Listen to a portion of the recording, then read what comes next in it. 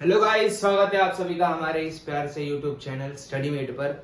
यह है rotational motion यानी कि रोटेशनल डायनामिक्स का लेक्चर नंबर 10 और हमने सारे टॉपिक्स एकदम डिटेल में कवर किए। मोमेंट ऑफ इनर्शिया, टॉर्क और जो भी सारे टॉपिक्स है, एंगुलर वाले टॉपिक्स हमने एकदम डिटेल में कवर किए हैं। और आज हम पढ़ने वाले हैं एनर्जीज के बारे में। जो रोटेशनल में जितनी भी एनर्जीज होती है वो सब हम पढ़ने वाले हैं। रोटेशनल काइनेटिक एनर्जी वगैरह वो सब, वर्क एनर्जी थ्योरम सब पढ़ेंगे। बने रहिए एंड तक। और अगर आपको डिटेल स्ट्रेटेजी चाहिए एमएसटी सीईटी के लिए तो मैंने पहले ही वीडियो बना रखा है, देख लीजिए, आपके लिए बेनिफिशियल रहेगा। चलो, पहले तो मैं थोड़े सम्स कराऊंगा जो पिछले जितने भी हमने कॉन्सेप्ट्स पढ़े हैं, तो उसके पहले 2 सम्स कर लेते हैं क्योंकि वो करना भी इंपॉर्टेंट है। अगर वो नहीं करेंगे तो बाद में कुछ फायदा है नहीं, क्योंकि कुछ याद नहीं रहेगा। तो एक रॉड है, एक्सिस यहाँ से पास हो रही है, मैंने इसे यहाँ से फोर्स लगाई, मतलब ऐसे फोर्स लगाई। ये रॉड है, यहाँ से एक्सिस पास हो रही है, मैंने ऐसे फोर्स लगाई। ये रॉड है, ऐसे एक्सिस पास हो रही है, मैंने ऐसे फोर्स लगाई। फोर्स F लगाई एट R डिस्टेंस, यानी कि L/2 डिस्टेंस है ना। ये पूरे इसके रॉड का लेंथ है L और एक्सिस यहाँ से पास हो रही है, L/2 डिस्टेंस पे मैंने फोर्स लगाई। तो मुझे क्या ढूंढना है इसमें? मुझे इसमें अल्फा ढूंढना है। मुझे इसमें अल्फा की वैल्यू ढूंढनी है कि अल्फा की वैल्यू कैसे ढूंढे। अब इसमें से हम अल्फा की वैल्यू कैसे ढूंढेंगे कि एक टॉर्क दिया है, मुझे इसमें फोर्स कहाँ लग रही है वो दिया है, L/2 डिस्टेंस दी है। तो इससे तो मैं सिर्फ 2 ही चीजें निकाल सकता हूँ। एक तो टॉर्क निकाल सकता हूँ या फिर मैं मोमेंट ऑफ इनर्शिया निकाल सकता हूँ। इतनी चीजें निकाल सकता हूँ। अल्फा कैसे निकालूंगा मैं? अल्फा कैसे निकालूं? तो आपको मैं याद दिला दूं कि हमारे पास टॉर्क के 2 रिलेशंस है। कितने रिलेशंस?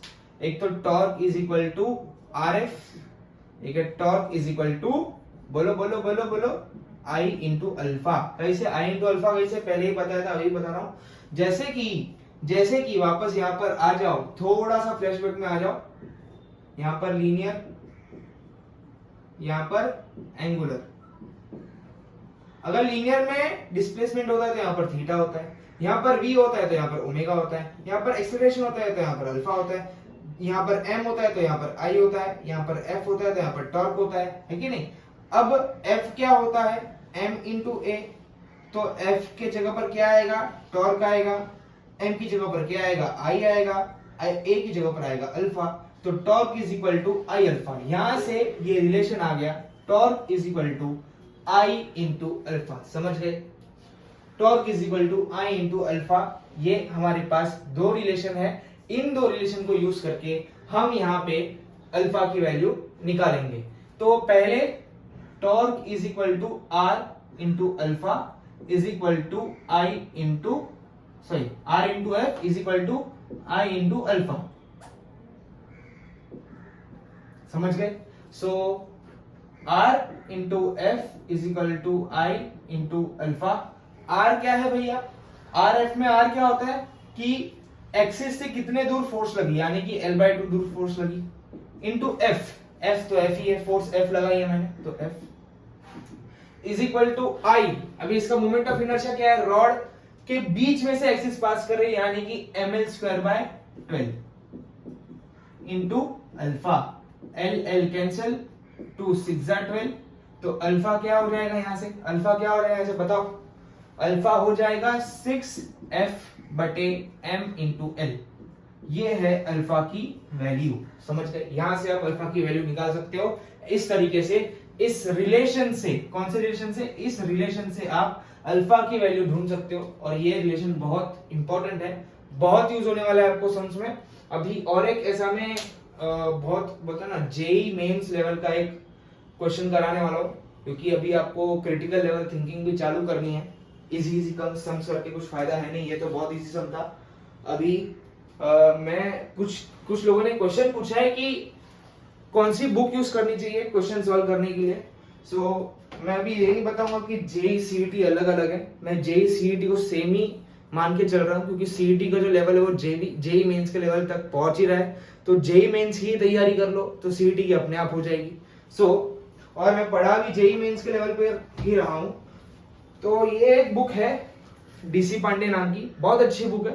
इसमें क्वेश्चंस भी बहुत अच्छे अच्छे मिलेंगे और आपको खरीदने की जरूरत है नहीं, इसका पीडीएफ मैं आपको दूंगा।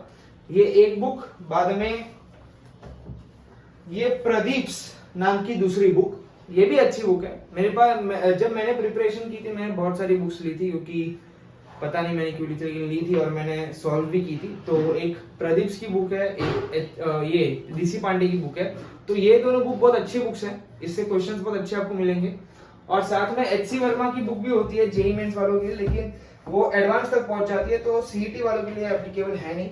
आप डीसी पांडे और कौन सी प्रदीप, दो बुक आप रेफर कर सकते हो। और एचसी वर्मा भी हम करने वाले हैं, एचसी वर्मा की भी पीडीएफ जो चैप्टर वाइज पीडीएफ में प्रोवाइड करूंगा, आपको डिस्क्रिप्शन में सब मिल जाएगा। सो वहां से मैंने एक क्वेश्चन उठाया है और वो आज हम करने वाले हैं। सो बुक और पेन लेके तैयार रहिए, क्योंकि आपके ऊपर एक जोरदार क्वेश्चन हमला करने वाला है। ऐसे क्वेश्चन को उठाकर फेंक दूंगा आपके ऊपर में। सो तैयार रहिए।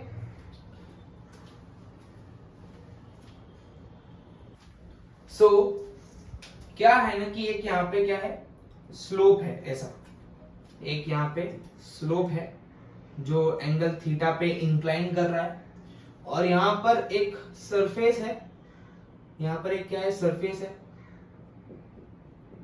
यहाँ पर एक सरफेस है, और इससे एक डोरी बंधी हुई है, इससे एक डोरी बंधी हुई है, और डोरी पर फिक्स्ड है एक डिस्क। डोरी पर क्या फिक्स्ड है, एक डिस्क फिक्स्ड है। यहाँ ये डिस्क जैसा लग रहा है, लेकिन ये गोला है पूरा। रुको मैं थोड़ा और अच्छे से बना लेता हूँ। यहाँ पर ये रस्सी, यहाँ पर एक डिस्क फिक्स्ड है, और ये जो रोप है एकदम डिस्क के ऊपर वाले साइड, यानी कि ये पॉइंट ए है, यहाँ पर ये फिक्स्ड है, और एक एंगल थीटा है, और ये नीचे जाने की कोशिश कर रहा है, लेकिन इस सरफेस ने इसको पकड़ रखा है, ये एक स्ट्रिंग की हेल्प से इसे पकड़ के रखा है, और ये एंगल थीटा डिस्टेंस दूर है, एंगल थीटा पे इंक्लाइंड है। हमें क्या ढूंढना है, हमें ढूंढना है एक्सेलरेशन, हमें ढूंढना है एक्सेलरेशन। कैसे ढूंढेंगे बताओ, कैसे ढूंढेंगे? वही वाला रिलेशन कि यहाँ पर टॉर्क तो लगेगा, टॉर्क तो लगेगा, क्योंकि यहाँ पर स्ट्रिंग क्या लगा रही है, फोर्स लगा रही है इस पे, है ना। इसको जाना है नीचे, है ना, इसको जाना है नीचे, लेकिन जो स्ट्रिंग है ऊपर की तरफ टेंशन वाला फोर्स लगा रही है। जब अगर मैं आपको, मेरी कंप्लेंट मत कर देना बस, अगर मैं आपको ऐसे, अगर मैं खुद को, आपको नहीं, खुद को ऐसे सूली पे लटका दूं, अगर मैं खुद को ऐसा रस्सी से लटका दूं पंखे के, तो पंखे पे जो रस्सी है वो मुझे ऐसे ऊपर खींचना चाहिए। ऐसे देखो, मैं ये हाथ को फील करो, एकदम ऐसा ऊपर खींचना चाहिए, ऊपर खींचना चाहिए, और मेरी बॉडी का नीचे जाएगी। मेरी बॉडी नीचे जा रही है, ये ऊपर जा रही है, मैं बॉडी नीचे जा रही है, ऊपर जा रही है, यानी कि ये रोप मुझे ऊपर खींच रही है और मेरी बॉडी नीचे जा रही है, जिसकी वजह से मेरी सांस अटक जाएगी। यानी नीचे और ऊपर यहाँ पर फोर्स लगेगा। मैं नीचे जाना चाहता हूँ क्योंकि ग्रेविटी मुझे खींच रही है और ये रोप मुझे खींच रही है। तो ये जो रोप जिस फोर्स से मुझे खींच रही है उसे हम क्या कहते हैं, टेंशन कहते हैं। तो यहाँ पर इस डिस्क के लिए भी सेम है कि डिस्क नीचे जाना चाहती है, रोप उसे यानी कि स्ट्रिंग इसे ऊपर खींच रही है, तो स्ट्रिंग टेंशन का फोर्स लगा रही है और ये नीचे mg का फोर्स लगा रहा है ना, इसे ग्रेविटी भी खींच रही है। लेकिन इसका मोशन इस साइड है, इसका मोशन कौन से साइड है, इस साइड है। तो अब इस वाले को हम क्या कहेंगे, अब कंपोनेंट्स में तोड़ने आता है कि नहीं आता है? आना चाहिए, नहीं आता है तो सीख लो, बताता हूं मैं। अब ये नीचे जा रहा है और मुझे ये फोर्स चाहिए, ये नीचे जा रहा है मुझे ये फोर्स चाहिए, तो मुझे ये थीटा ढूंढना पड़ेगा, है ना, ये थीटा ढूंढना पड़ेगा। ये थीटा कितना है रे बाबा? अब इसके लिए इसको मैं थोड़ा एक्सटेंड करूंगा, इसको मैं थोड़ा एक्सटेंड करूंगा। तो जरा ध्यान से देखो, जरा ध्यान से देखो, ध्यान से देखो, ये थीटा है, ये 90 है, तो ये क्या है, 90 माइनस थीटा है। तो अगर मुझे कौन सी फोर्स चाहिए, मुझे ये वाली फोर्स चाहिए, बराबर। अब ये ऐसे जा रहा है, ये ऐसे, ये ऐसे, ये ऐसे, ये ऐसे। तो अगर मैं सीधा सीधा अगर मैं बात करूं, अगर मैं यहाँ पर एक हॉरिजॉन्टल खींचूं और अगर मैंने यहाँ पर हॉरिजॉन्टल खींचा, तो ये वाला एंगल जो होगा वो थीटा होगा, अल्टरनेट एंगल थ्योरम से। कैसे? अगर मैंने यहाँ पर हॉरिजॉन्टल खींचा तो ये थीटा, तो ये भी थीटा। अब ये जो थीटा है और यहाँ पर mg है, यहाँ पर ये थीटा, यहाँ पर mg, यहाँ पर ये थीटा, अभी यहाँ पर mg, तो यहाँ पर कौन सा कंपोनेंट आएगा बताओ जरा, यहाँ पर कौन सा कंपोनेंट आएगा? ये थीटा है तो ये 90 माइनस थीटा है। वापस मैं थोड़ा ध्यान से बताता हूं आपको, ये हॉरिजॉन्टल मत कीजिए, इसकी जरूरत है नहीं फिलहाल के लिए, समझिए। अब ये थीटा है ये, और ये 90 माइनस थीटा है, बराबर। अब मैंने क्या बताया, यहां पर अभी दो फोर्सेज होंगी, एक ऐसे जा रही है एक ऐसे जा रही है। अगर ये क्या होगी mg cos 90 माइनस थीटा, और ये होगा mg sin 90 माइनस थीटा, है ना। ये ऐसी यहाँ पर ये अपना डिस्क, एक ऐसे फोर्स जाएगी एक ऐसे फोर्स जाएगी, और मेन फोर्स जो है वो mg नीचे जा रही है। ये एंगल कितना है 90 माइनस थीटा, तो ये कितना हो जाएगा, जो एंगल के साइड होता है, जो एंगल के साइड है वो होता है cos, और जो एंगल के दूसरे साइड होता है वो होता है साइन। इतना तो पता है ना कि अगर दो कंपोनेंट अगर मैं ड्रॉ करूं, अगर फोर्स ऐसे लग रही है हॉरिजॉन्टल से थीटा बना रही है, तो थीटा के अलोंग जो फोर्स का कंपोनेंट ये एफ है, थीटा के अलोंग जो फोर्स का कंपोनेंट होता है वो कॉस होता है, और उसके ऑपोजिट वो साइन होता है। तो इसको अगर मैं देखूं तो मेन फोर्स नीचे जा रही है mg, और यहां पर ये थीटा 90 माइनस थीटा एंगल बन रहा है, तो थीटा के बाजू वाला जो है वो क्या होगा, कॉस होगा। यहां पर भी देखो थीटा के बाजू वाला कौन सा है, ये वाला, यानी कि f cos थीटा। यहां पर भी थीटा के बाजू वाला कौन सा है, ये वाला, तो ये है mg cos 90 माइनस थीटा, और उसका opposite mg sin 90 minus theta, समझिए। और ये कौन सा एंगल बना रहे हैं, ये एंगल बना रहे हैं 90 डिग्री, है ना, 90 डिग्री बना रहे हैं, बराबर। सो mg cos 90 माइनस थीटा क्या होता है, mg sin थीटा। और हमें यही तो फोर्स चाहिए, ये हॉरिजॉन्टल मत बनाना और कंफ्यूज हो जाओगे, है ना। यही तो हमें फोर्स चाहिए थी। तो अगर मैं एक इसका वापस से एक डायग्राम बनाऊं तो कैसे दिखेगा, एक और एक डायग्राम बनाते हैं, सिंपलीफाइड डायग्राम, तो कैसे दिखेगा, इसको सूखने में थोड़ा टाइम जाएगा, और हमारे पास टाइम तो है ही नहीं, है ना, टाइम तो हमारे पास है ही नहीं। इधर बहुत गुजर हो गया है, तो अच्छे से वाली में डायग्राम बना रहा हूं, ध्यान देना सब लोग। ये थीटा, यहाँ पर ये सरफेस, यहाँ पर हमारा गोला। सर गोले का नाम मत लो, मुंह में पानी आ जाएगा सर, ध्यान यहाँ पर दो। तो यहाँ पर ये फोर्स mg लग रही, हमें ये वाली फोर्स चाहिए, ये एंगल है 90 माइनस थीटा, तो ये हो जाएगा mg cos 90 माइनस थीटा, यानी कि mg साइन थीटा, है ना। और हमें यही फोर्स चाहिए, क्योंकि इसे नीचे ले जाने वाली फोर्स कौन सी है। हम अभी देखो, अभी एक फोर्स के दो कंपोनेंट होंगे, एक ऐसे और एक ऐसे, ये क्या होगा mg साइन 90 माइनस थीटा। लेकिन हमें इसकी जरूरत है नहीं, क्योंकि ये वाली जो फोर्स है, इसे नीचे घुमा कहां रही है, इसे घुमाने वाली फोर्स कौन सी है, ये वाली। अब तुम ही मुझे बताओ कि ये इंक्लाइंड सरफेस है, यहाँ पर ये डिस्क है, इसे नीचे कौन ले जा रहा है, ऑफ कोर्स ये वाली फोर्स इसे नीचे ले जा रही है। क्या ये फोर्स इसे नीचे ले जा रही है, नहीं, ये वाली फोर्स इसे नीचे ले जा रही है। अभी यहाँ पर गोला है, अगर मैं इसे गोले को यहां से लात मारूंगा तो ये ऐसे जाएगी ना, यानी कि मुझे ये वाली फोर्स चाहिए, इस वाली फोर्स से कुछ मैं लेना देना है ही नहीं, क्योंकि ये फोर्स इस पे कुछ इफेक्ट ही नहीं डाल रही है। ये वाली फोर्स इसे घुमा ही नहीं रही है, ये वाली फोर्स इसे इफेक्ट ही डाल रही है, गिरा भी नहीं रही है, तो इसका कुछ मतलब ही नहीं है। तो हम इसे क्या करेंगे, इग्नोर करेंगे। हमें चाहिए ये वाली फोर्स, तो ये वाली फोर्स क्या है, mg sin थीटा में मिल गई, mg sin थीटा। तो r into F is equal to I into alpha. r क्या है भैया, r कहां लग रहा है, r समझ लो कि इसे ही हमने r मान लिया, कितने डिस्टेंस दूर फोर्स लगे, ये इसका r है, ये r है ना, सेंटर से। अभी ये घूमेगा किधर, अब ये डिस्क है, डिस्क ऐसे घूमेगा, है ना, ऐसे गोल गोल गोल गोल घूमेगा। अभी गोल गोल घूम रहा है, तो ऑफ कोर्स किसके अलोंग घूम रहा है, वो किसके अलोंग घूम रहा है, बताओ।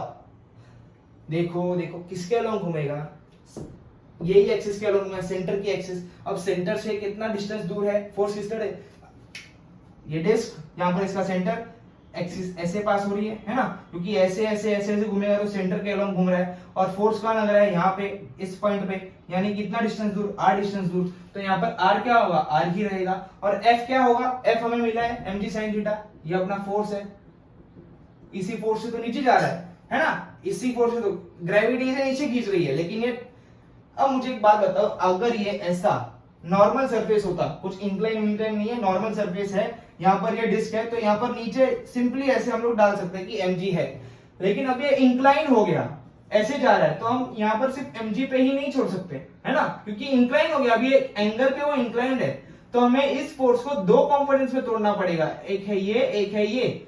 अब ये क्या होगा, mg, ये 90 माइनस थीटा है, तो mg cos 90 माइनस थीटा यानी कि mg sin थीटा, वही कहानी जो अभी मैंने आपको समझाई। तो यहां पर क्या होगा, mg sin theta is equal to I. अब इसका आई क्या होगा, आई क्या होगा, बोलेंगे mr स्क्वायर बाय 2, नहीं mr स्क्वायर बाय 2 नहीं होगा, मैं कैसे कैसे वहां बता देता हूं कि ये जो है, क्या है भाई, ये जो है, मैं आपको बता दूं कि जब भी हम टॉर्क लगाते हैं, हम किसी पॉइंट को अज्यूम करके लगाते हैं। मैंने अभी पहले के वीडियोस में मैंने ऐसे सम्स करवाए हैं, जिसमें मैं आपको ये बहुत एकदम बार बार बोल के बताया था कि हम किसी भी पॉइंट पर टॉर्क अज्यूम कर सकते हैं। फॉर एग्जांपल ये वाला जो आपने क्वेश्चन किया था, यहाँ पर मैंने क्या बताया था कि आपको इस पॉइंट पे टॉर्क करना है, इस पॉइंट पे हम जब भी कोई टॉर्क निकालते हैं तो उसे एक पॉइंट के रेफरेंस में निकालते हैं। तो अब जो मैं टॉर्क निकाल रहा हूं, मैं पॉइंट ए के रेफरेंस में निकाल रहा हूं, तो यहाँ पर जो आई होगा, आई भी पॉइंट ए के अलग होगा, यानी कि यहां से एक्सिस पास कर रही है, यहां से एक्सिस पास कर रही है, तो हमें इस वाले का तो पता है हाफ mr स्क्वायर, भी इस वाले का कैसे निकालेंगे, पैरेलल एक्सिस थ्योरम। तो लगाओ पैरेलल एक्सिस थ्योरम, कैसे लगाएंगे, इसे मैं रफ कर देता हूं, मैं वापस बता देता हूं कि हम जब भी टॉर्क निकालते हैं, हम उसे एक पॉइंट के अलॉन्ग निकालते हैं। टॉर्क ऐसे अंधाधुंध नहीं निकाल सकते, किसी एक पॉइंट को अज्यूम करो और उसके अलॉन्ग टॉर्क निकालो। तो हमने यहां पर पहले ही बोल दिया कि पॉइंट ए के अलॉन्ग हम टॉर्क निकाल रहे हैं, तो बाय पैरेलल एक्सिस थ्योरम। अगर आपको अभी भी इसमें कंफ्यूजन है तो मेरा टॉर्क वाला वीडियो देख लीजिए, वहां पर मैंने एकदम अच्छे से समझा के रखा हुआ है। बाय पैरेलल एक्सिस थ्योरम, ये कितना डिस्टेंस दूर है, r, तो पैरेलल एक्सिस थ्योरम का क्या बोलता है कि I is equal to ICOM plus MA²।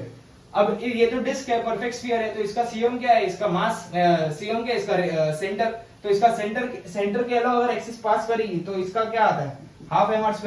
ये तो हमने रट रखा है पहले से ही।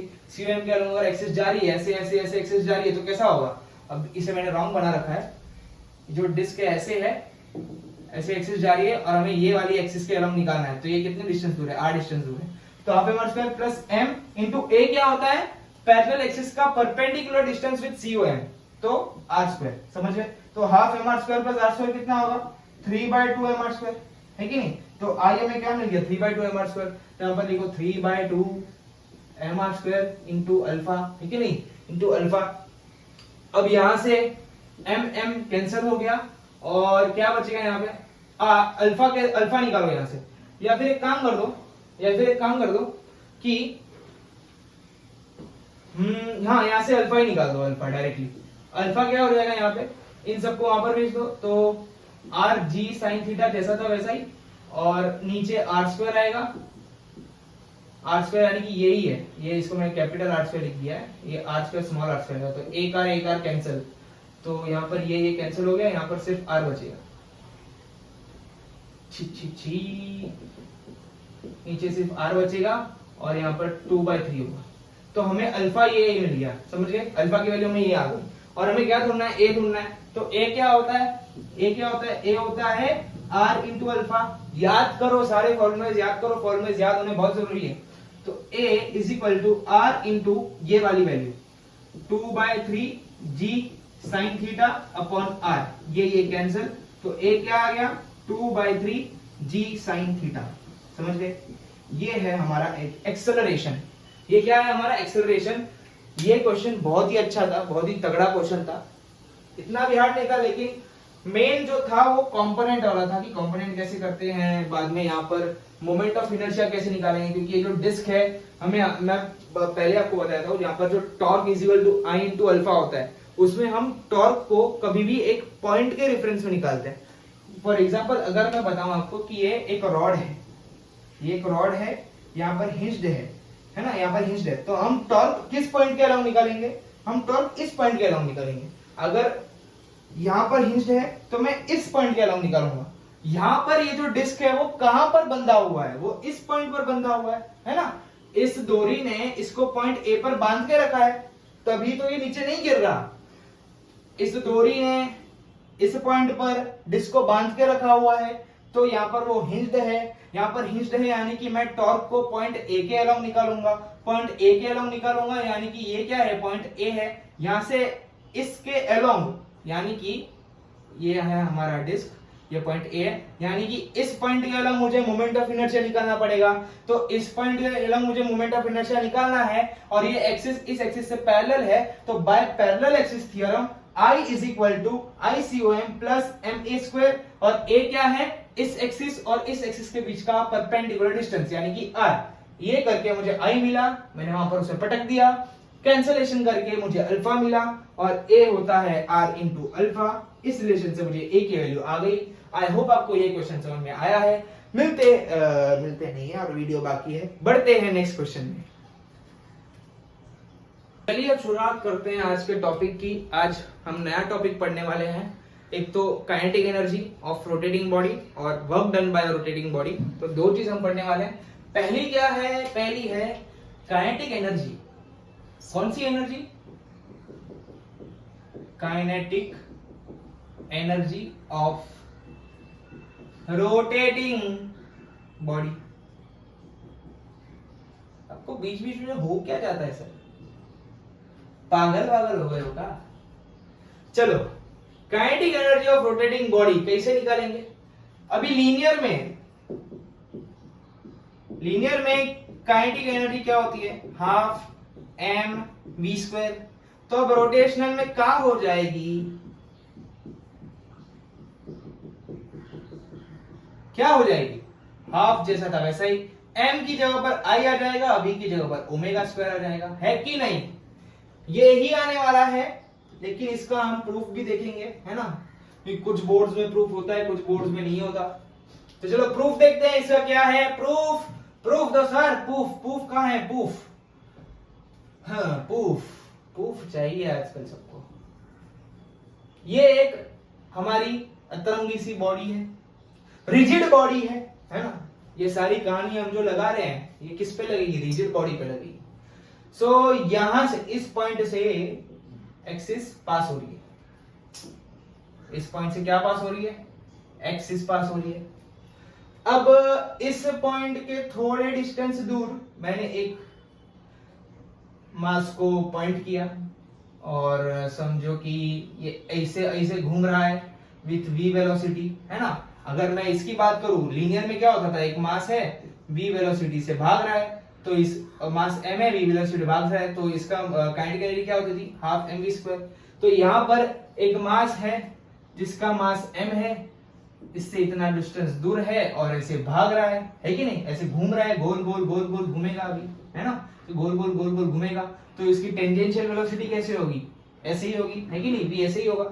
सो अब मैं इसको कैसे लिखूंगा, लीनियर में कैसे लिखूंगा मैं इसे, kinetic energy is equal to half mv², है कि नहीं, हाफ mv²। अब ये काइनेटिक एनर्जी ऑफ मास 1 है, तो मास 1 आ गया। अब मैं इस मास की बात करूं, यहाँ पर एक दूसरा मास मैंने एज्यूम किया जो v2 वेलोसिटी से भाग रहा है कि नहीं, v2 वेलोसिटी से भाग रहा है, v1 v2, और ये कुछ r2 डिस्टेंस दूर है, ये r1 डिस्टेंस दूर है। यहाँ पर मैंने और एक मास डाला m3 जो r3 डिस्टेंस दूर है और v3 से भाग रहा है, तो मैंने ऐसे n मास यहाँ पर पॉइंट किए, तो ke1 plus ke2 plus ke3 plus ke, इतना टाइम नहीं है अपने पास, डॉट डॉट डॉटken, इस क्या, ये किसके इक्वल है, ये किसके इक्वल है, टोटल काइनेटिक एनर्जी के इक्वल है कि नहीं। तो ke1 किसके इक्वल है भैया, हाफ m1 v1², ke2 क्या होगा, half m2 v2², dot dot dot half mn vn² बराबर is equal to ke total, बराबर की नहीं। अब हाफ जैसा था वैसा ही, m1 जैसा था वैसा ही। अब v की जगह पर मैं क्या लिखूंगा, r ओमेगा, है कि नहीं। v को मैं r ओमेगा लिख सकता हूं ना, मारोगे तो नहीं मुझे, नहीं। अब यहाँ पर v1, अगर v1 है तो r1 आएगा, लेकिन क्या ओमेगा 1 आएगा? क्या इन सब पार्टिकल का ओमेगा सेम होगा कि डिफरेंट होगा, बताओ? सेम होगा। क्यों सेम होगा भैया? थोड़ा और डिटेल में बताऊंगा, क्या है ना, मुझे डिटेल में बताने की बहुत आदत पड़ गई है। ये मैंने पहले भी बता दिया है, लेकिन वापस बता देता हूं। अगर कोई भी बॉडी है और यहाँ पर एक मास है और ये इतना डिस्टेंस दूर है, यहाँ से रोटेट हो रहा है, यहाँ से एक्सिस पास हो रही है, तो थोड़ी देर में ये मास यहाँ पर आ जाएगा m, है कि नहीं। तो इसने इतना एंगल कवर किया। अब मास दूसरा यहाँ पर है, इतना डिस्टेंस दूर है, ये थोड़ी देर के बाद यहाँ आ जाएगा। लेकिन थीटा तो सेम है ना, थीटा तो सेम है। अब फॉर एग्जांपल ये रॉड ही है ना, ये रॉड ही है। अब ये ऐसे घूम रहा है ना, मजे से घूम रहा है, तो ये पॉइंट थोड़ी देर में यहाँ आ जाएगा, ये पॉइंट थोड़ी देर में यहाँ आ जाएगा, ये पॉइंट थोड़ी देर में यहाँ आ जाएगा। लेकिन थीटा तो सबका सेम ही है ना, सेम एंगल से घूम रहा है। इस पूरे बॉडी को मैं यहाँ घुमाऊंगा तो सारे पार्टिकल्स तो सेम एंगल से घूमेंगे। अगर थीटा सेम तो ओमेगा सेम, क्योंकि ओमेगा क्या है, थीटा अपॉन टी। अगर थीटा सेम तो ओमेगा सेम, थीटा तो सबका सेम है ही। अभी थीटा सेम है तो सबका ओमेगा भी सेम होगा। तो यहां पर मैं लिखूंगा, यहां पर मैं 1 नहीं डालूंगा, v1 equal to r1 omega, v2 equal to r2 omega, omega को 1 2 3 डालने वाला, क्योंकि सारे पार्टिकल्स का ओमेगा सेम है। तो v1 की जगह पर डाल दो r1 omega the whole square, v2 की जगह पर डाल दो r2 ओमेगा स्क्वायर, क्योंकि v2 जो m2 पार्टिकल है वो कितना डिस्टेंस दूर है, r2 डिस्टेंस दूर है। m1 पार्टिकल कितना डिस्टेंस दूर है, r1 डिस्टेंस दूर है। Plus dot dot dot mn, vn की जगह पर क्या डालेंगे, rn omega square is equal to kinetic energy total, बराबर। यहां तक समझा है सबको? यहां तक सबको समझा है क्या? अब मैं ये यहां पर कंटिन्यू कर रहा हूं, नजर यहां पर फरमाइए। तो यहां पर देख लो, अब स्क्वायर को खोलो, स्क्वायर को खोलेंगे तो ये r स्क्वायर ओमेगा स्क्वायर, ये हो जाएगा r2 स्क्वायर ओमेगा स्क्वायर, ये हो जाएगा rn स्क्वायर ओमेगा स्क्वायर, बराबर है कि नहीं। अब ध्यान से देखो, सर ध्यान से ही देख रहे हैं, अब चिल्लाओ कम, कान फट रहे हैं हमारे, ईयरफोन अंदर एकदम अंदर से घुसा के रखा हुआ है, कान फट रहे हैं। ओके ओके, यहाँ पर देखो m1 r1 का हो जाएगा i1 हो जाएगा।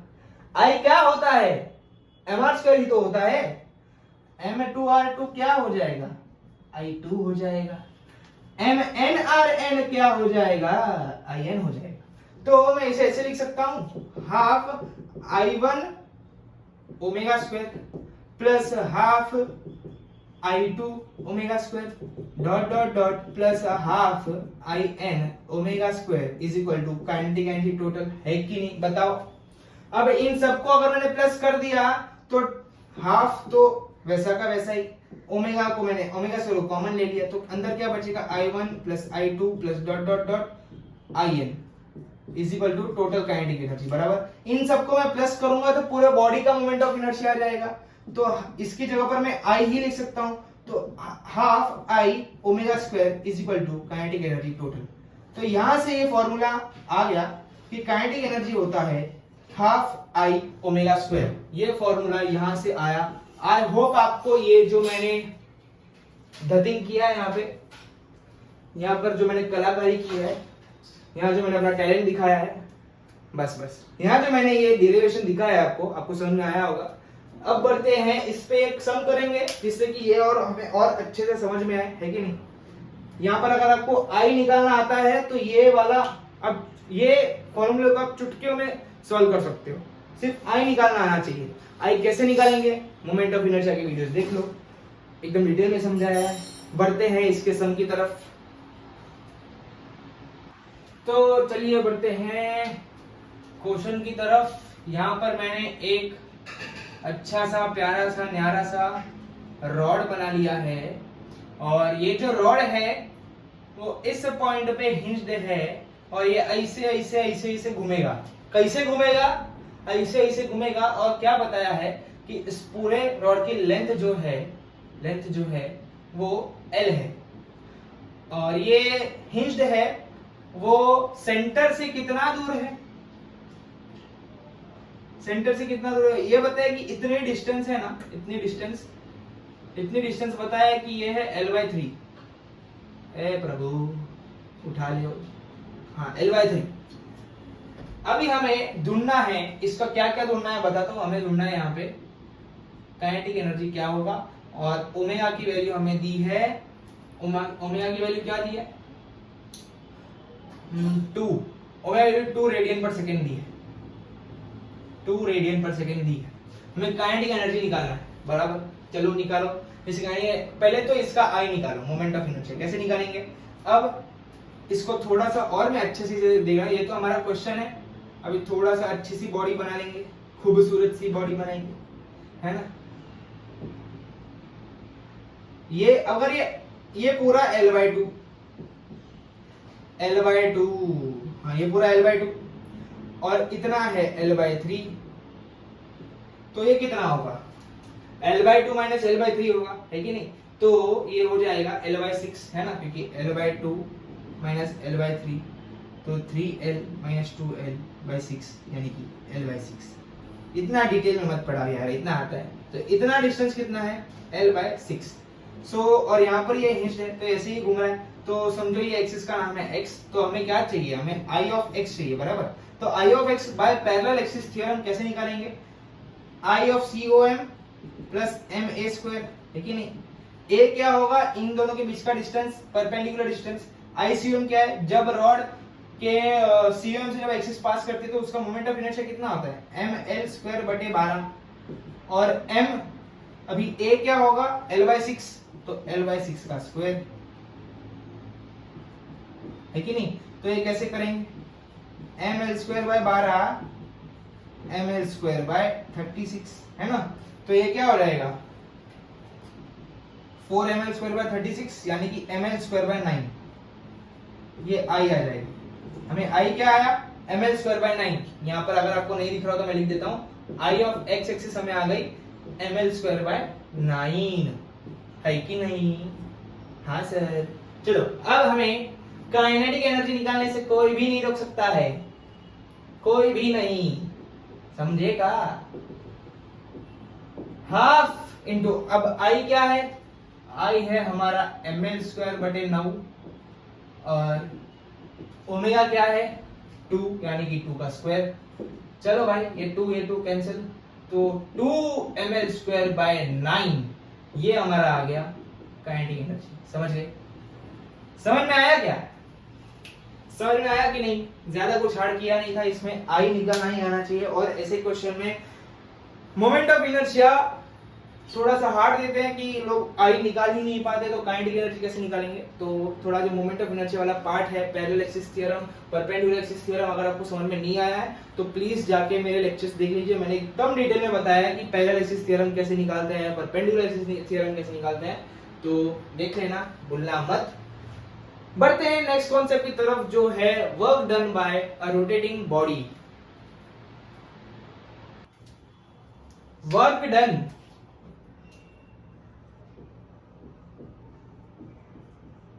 by rotating body, work done by rotating body कैसे निकालेंगे। अब लीनियर में, लीनियर वाली कहानियों में वर्क डन क्या होता था, फोर्स यानी कि F डॉट ds, है ना, force into displacement, F dot ds ही तो होता था, ds क्या है डिस्प्लेसमेंट, F डॉट ds। अब लीनियर में, सॉरी लीनियर तो था, अब रोटेशनल में क्या होगा वर्क डन, F की जगह पर क्या रहेगा टाउ, टाउ नहीं, आपका टाउ नहीं आएगा भाई, टाउ आएगा, और S की जगह पर थीटा, है ना, यही आने वाला है। अब ये थोड़ा सा हम प्रूफ करेंगे इसको कि ये कैसे आया। भाई साहब आप आए कैसे बताओ, इनको प्रूफ चाहिए, प्रूफ के बिना मानते नहीं है ये, और इनकी एग्जाम प्रूफ मांगकर हमें पुफवा दिया है। पुफवा ये कौन सा वर्ड है भाई, पुफवा। चलो बकवास कम करिए सर, पढ़ाना स्टार्ट करिए, टाइम बहुत कम है हमारे पास, एग्जाम आ रही है, एमएसटी सीटी आ रही है, जेई आ रही है, बोर्ड्स आ रही है, सब हमें करना है। अब जितना टाइम नहीं है हमारे पास, समझिए समझिए। हाँ, यहाँ पर एक बॉडी एज्यूम करो जो रिजिड है, ऑफ कोर्स रिजिड ही होगी सारी बॉडी, यहाँ पे ढीठ होगी, जिद्दी होगी। अब यहाँ पर, कहां पर, यहाँ पर इससे एक्सिस पास हो रही है, यानी कि जो भी रोटेशन वोटेशन होगा एसी एक्सिस से होगा, समझ गए। अब यहां पर एक मैंने मास अज्यूम किया, क्या अज्यूम किया भैया, मास अज्यूम किया, और इसको ऐसे फोर्स मारा, ऐसे कैसे, ऐसे फोर्स मारा, और यहां से आर डिस्टेंस दूर है रे बाबा। अब क्या करी, क्या करूं, हाय कुछ कुछ होता है। अब मुझे इसका कुछ तो करना पड़ेगा, है कि नहीं। अब लीनियर में वर्क डन निकालेंगे, पहले लीनियर में वर्क डन निकालेंगे, है कि नहीं, लीनियर में वर्क डन निकालेंगे। अगर मैंने यहाँ पे फोर्स मारा है तो कुछ तो ऊपर जाएगा, थोड़ा तो ऊपर जाएगा, तो समझो थोड़ा सा ऊपर गया, है ना, थोड़ा सा ऊपर गया। अब इस पूरे सर्कल में अब इतनू सा पार्ट देखोगे, इतनू सा पार्ट देखोगे, इतनू सा पार्ट, इतनू सा, यानी कि ये कितना है, ऐसा ही है पूरे सर्कल में भी, ये भले पूरा सर्कल है लेकिन उसका आप छोटा सा पार्ट देखोगे तो ये क्या है, स्ट्रेट लाइन है ना, लीनियर है वो। सो ये थोड़ा सा आगे बढ़ा, थोड़ा सा आगे बढ़ेगा तो ये कुछ डिस्प्लेसमेंट करेगा, और ये कुछ डिस्प्लेसमेंट कितना है, कितना है, ds है कि नहीं, थोड़ा सा डिस्प्लेसमेंट हुआ यानी कि ds है कि नहीं, ds डिस्प्लेसमेंट है यहाँ पे। सो क्या हो जाएगा ये। अब यहाँ पे और एक बात सुनना, अगर मैं यहाँ पर इसको ds नहीं लिख रहा हूँ, सिर्फ ऐसे लिख रहा हूँ कि s डिस्प्लेसमेंट, s डिस्टेंस से वो डिस्प्लेस हुआ। अब ये कैसा होगा, ये एंगल थीटा पे है। अब मैं इसको मैं थोड़ा सा और खोल के बताता हूँ कि ये ऐसा है ना, ये ऐसा है, ये s है, इतना डिस्प्लेस हुआ, और यहाँ पे जो है वो फोर्स लगी हुई है, ये बीच में एंगल कितना है समझ लो, ये x एंगल दूर है, और ये थीटा है और ये r है, बराबर। इसको मैंने थीटा, अब ये बहुत बोलते हैं ना, यहाँ पर आपको इस पूरे डायग्राम में ये समझेगा कि नहीं समझेगा क्या पता, तो यहाँ पर मैंने इसको और डिटेल में समझाया। यहाँ पर इतना डिस्टेंस बढ़ा तो ये और ये इतना एंगल थीटा है, और ये क्या है, ये s है, इतना डिस्प्लेसमेंट s है, और ये x एंगल है। मैंने x एंगल पे फोर्स लगाई है ना, मैंने x एंगल पे फोर्स लगाई है, और ये s डिस्टेंस आगे बढ़ा, ये जो मास है वो x डिस्टेंस क्या बढ़ा, आगे बढ़ा। तो अब मुझे एक बात बताओ, लीनियर में वर्क डन हम लोग कैसे निकालते हैं, F डॉट डी है ना, F dot D dot product, यानी कि F dot D cos theta, यानी कि कौन से एंगल पे फोर्स लगा है, x एंगल पे, तो यहाँ पर F into D cos x, बराबर है कि नहीं, F into D cos x। अब मैं d की जगह पर s लिख देता हूँ क्योंकि हमने यहाँ पर डिस्प्लेसमेंट को s माना है, तो F dot s cos x।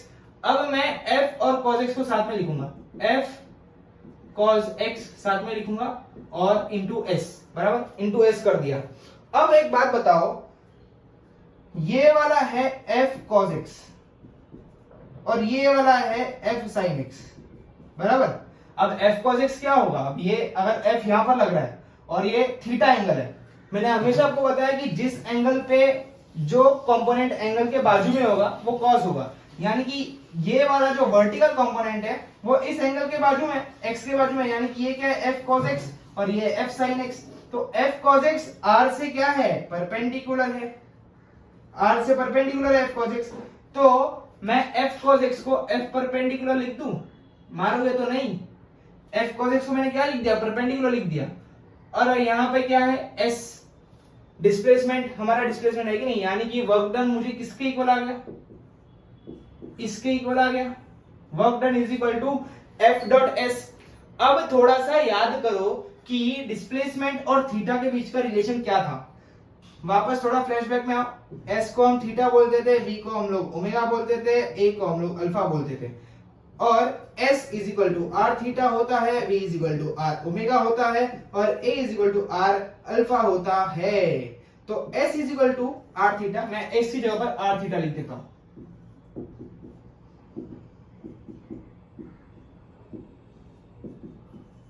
F equal to R theta, है ना। लेकिन सिंस ये बहुत छोटी सी डिस्प्लेसमेंट है तो यहाँ पर मैं d डाल देता हूँ, यहाँ पर भी d डाल देता हूँ, यहाँ पर भी मैंने d डाल दिया, तो यहाँ पर d थीटा, यानी कि यहाँ पर r तो बड़ा ही है, डिस्प्लेसमेंट छोटा है, तो ये अगर डिस्प्लेसमेंट छोटा है तो थीटा भी छोटा होगा, तो d थीटा आ गया।